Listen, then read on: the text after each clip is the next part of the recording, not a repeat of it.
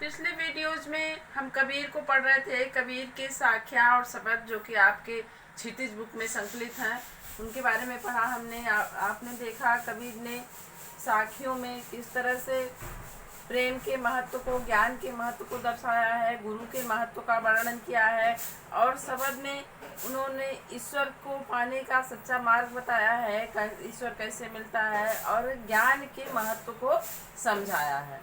तो हमारा जो लेसन था कंप्लीट हो गया था, भावार्थ कंप्लीट हो गए थे, और अब हमको प्रश्न अभ्यास पढ़ना था। उम्मीद है आप लोगों ने फिर से रिवाइज किया होगा, भावार्थ को नोट्स में अपने तैयार किया होगा और आपको समझ में भी आ गया होगा। और अब हमको यहाँ पे उसके प्रश्न अभ्यास के बारे में पढ़ना है। आप अपना नोट्स तैयार करते रहिएगा। मैं प्रश्न अभ्यास में जो भी बोलती हूँ उसके हिसाब से आप अपना नोट्स तैयार करते रहिएगा, प्रश्न लिखते जाइएगा, उसका आंसर जो मैं बताती हूँ उसके अनुसार लिखते जाइएगा अपने नोट्स में। तो आइए देखते हैं, पहला प्रश्न साखियों से है। साखियाँ जो है उसका पहला प्रश्न है, मानसरोवर से कवि का क्या आशय है। तो आपका साखियों का पहला दोहा था, मानसरोवर शुभर जल हंसा केल कराए, मुक्ता फल मुक्ता चुगै अब उड़ अनंत न जाए। जिसका तात्पर्य मैंने आपको समझाया था कि मान सरोवर यानी मन रूपी सरोवर में जो जल से लबालब भरा हुआ है, उसमें हंस जो है क्रीड़ा कर रहे हैं। यहाँ रूपक है, मैंने भी आपको बताया था। यहाँ मान सरोवर का मतलब है मन रूपी सरोवर, हृदय रूपी सरोवर। तो यही आपके आंसर में भी होगा। मान सरोवर से कवि का क्या आशय है। तो मान सरोवर से कवि का आशय हृदय रूपी सरोवर से है। कैसा हृदय?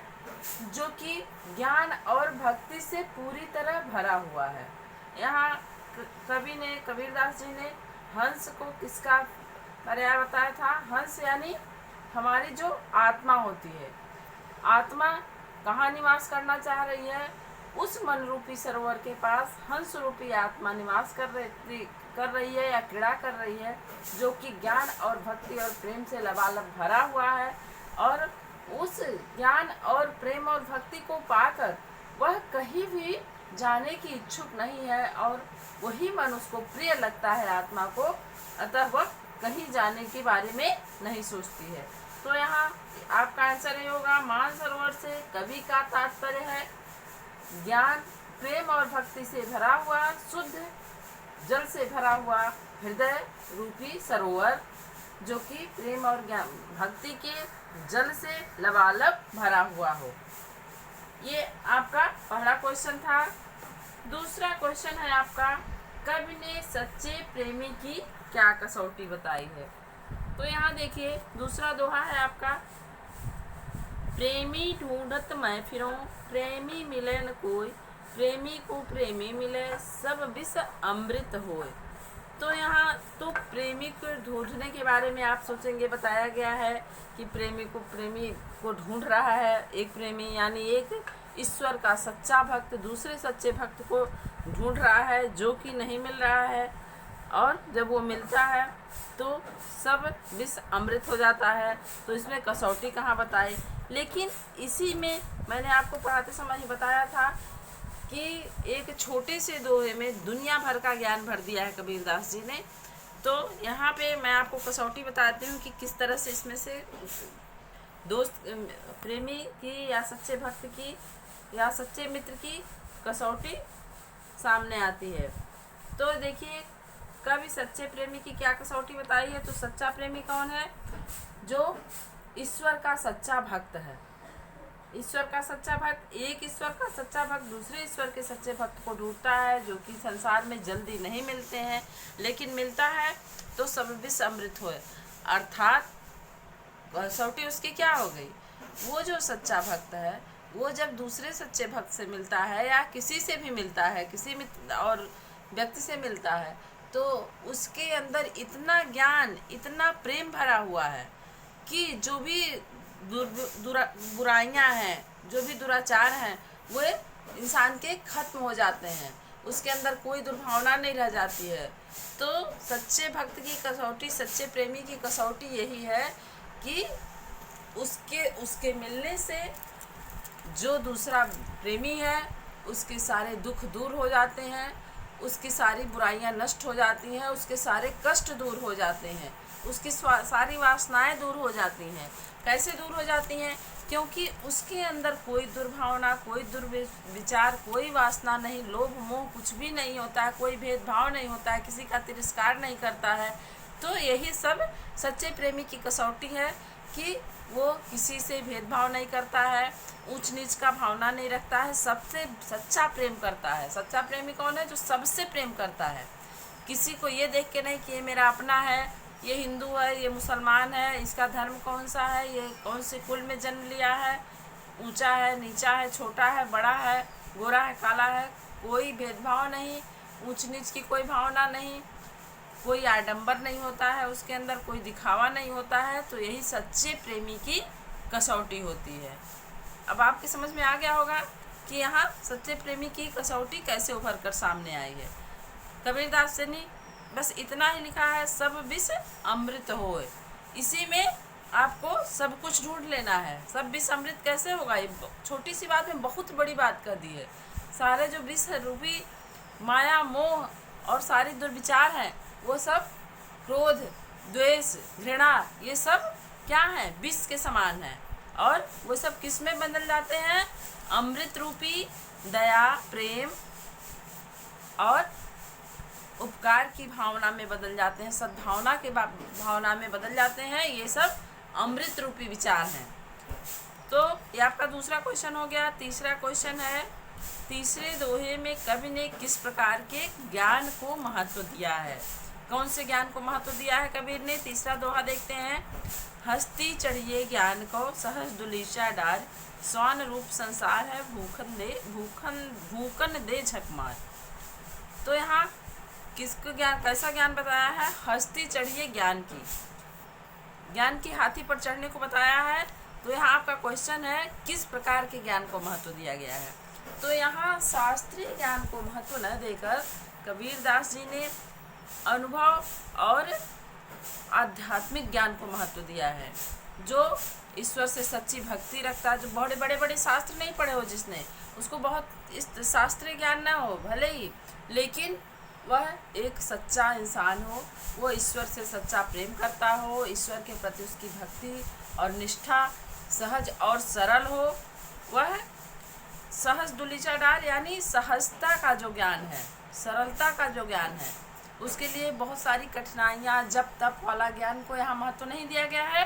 यहाँ पे सिर्फ सहज ज्ञान को, जो कि कौन सा ज्ञान है?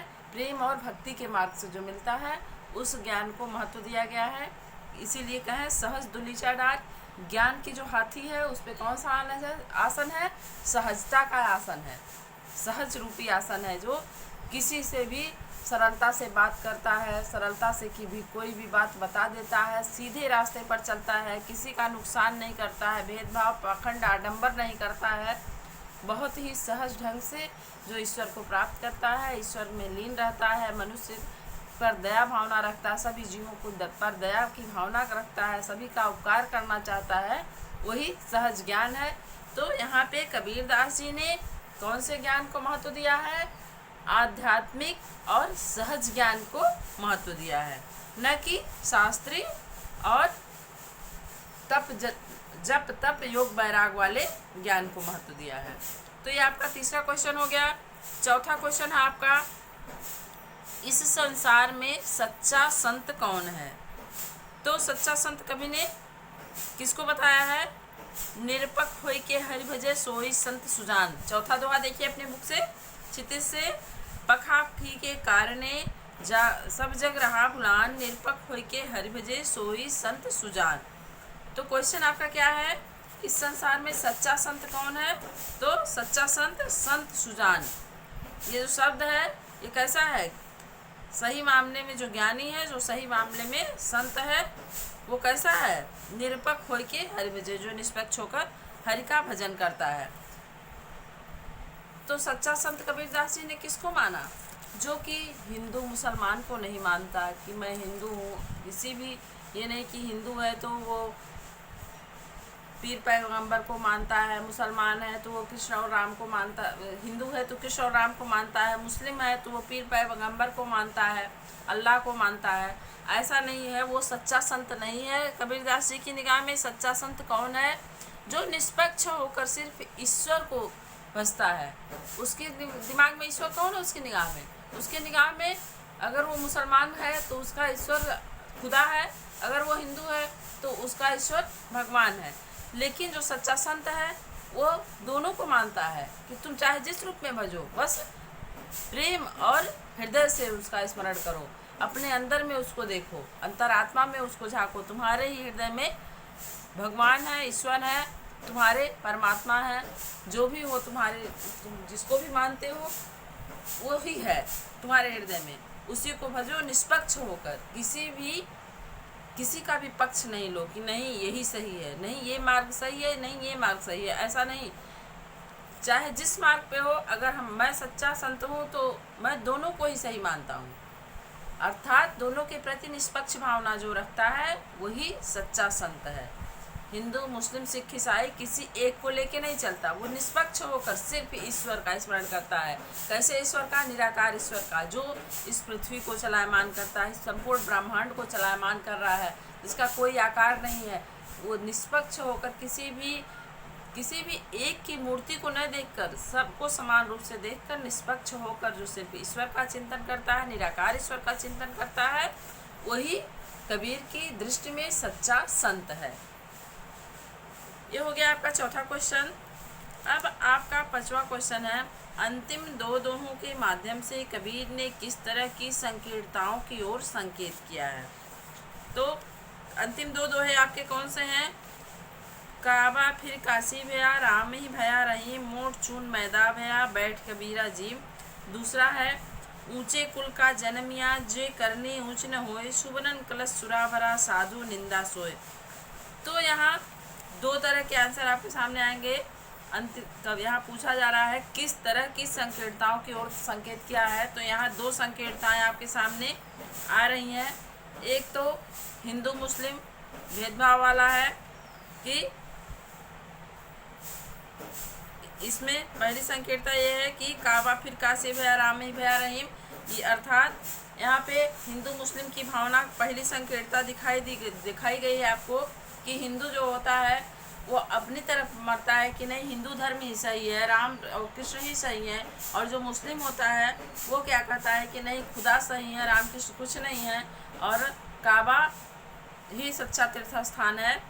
तो ये पहली संकीर्णता है जो भेदभाव को दर्शाती है, ऊंच नीच भेदभाव, जात पात का भेदभाव को दर्शाती है। दूसरी संकीर्णता क्या है कि ऊंचे कुल वालों को अधिक सम्मान देना कि नहीं ये ऊंचे कुल में जन्मे हैं, ये नीचे कुल में जन्मे हैं, ये भी एक तरह का भेदभाव ही है।